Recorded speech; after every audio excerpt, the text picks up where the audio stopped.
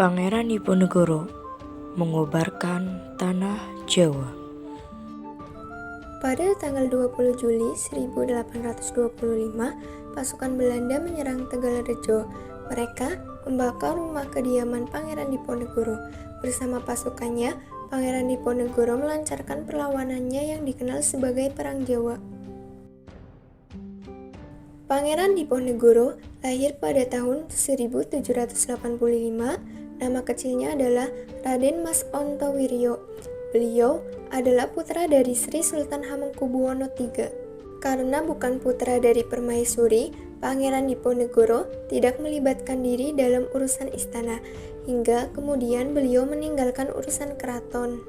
Beliau lebih memilih tinggal di kawasan Tegalrejo di kediaman neneknya.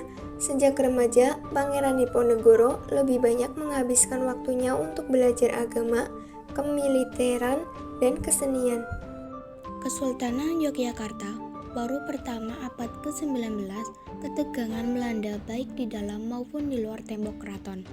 Intervensi Belanda dalam urusan internal kesultanan membuat bibit-bibit pemberontakan tumbuh dengan subur. Sementara itu, kebijakan yang dipaksakan oleh Belanda membuat kehidupan rakyat semakin sengsara.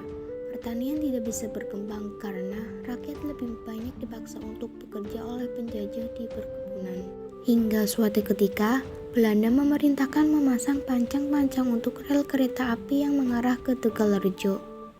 Pemasangan pancang itu memicu bentrokan antara pengikut Pangeran Diponegoro dengan pasukan Patih Danurejo IV. Setelah bentrokan terjadi, masa ketegangan yang berujung pembakaran di Tegalrejo oleh Belanda pada 20 Juli 1825. Diponegoro dan pengikutnya berhasil lolos dari kepungan Belanda. Pada paruh kedua tahun 1825, itulah mulai berkobar Perang Jawa. Perang Jawa berkobar di seantero Jawa bagian tengah dan timur. Sebanyak 15 dari 29 pangeran berpihak pada Pangeran Diponegoro, dan masih ditambah dukungan 41 bupati dari 80 bupati di seluruh kekuasaan Surakarta dan Yogyakarta. Perang Jawa nyaris mengakhiri kekuasaan Belanda di Jawa Tengah dan Timur. Taktik perang ini benar-benar menguras sumber daya militer dan ekonomi Belanda. Namun, sekutu-sekutu Belanda dari golongan pribumi berhasil membantu mereka menahan serangan pasukan Diponegoro, dan pada pertempuran besar di dekat Surakarta tahun 1826, pasukan Diponegoro mengalami kekalahan telak pertama.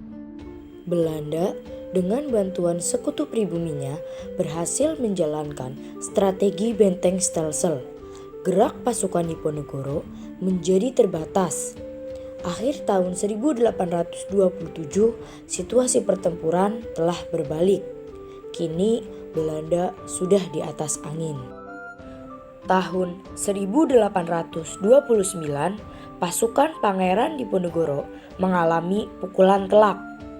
Pangeran Mangkubumi, paman Pangeran Diponegoro, menyerah. Begitu juga dengan Kyai Mojo, penasehat Pangeran Diponegoro. Panglima utama pasukan juga turut menyerah, yaitu Sentot Alibasah Prawirodirjo. Akhir Maret 1830, Pangeran Diponegoro bersedia melakukan perundingan di Magelang. Tetapi ini taktik curang Belanda yang berujung penangkapan. Selanjutnya, beliau diasingkan ke Manado, kemudian ke Makassar, hingga wafatnya pada tahun 1855.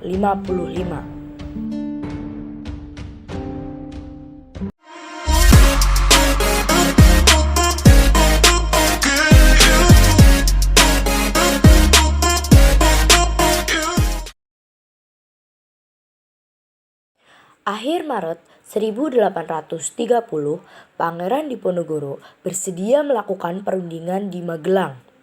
Tetapi ini taktik curang Belanda yang berujung penangkapan.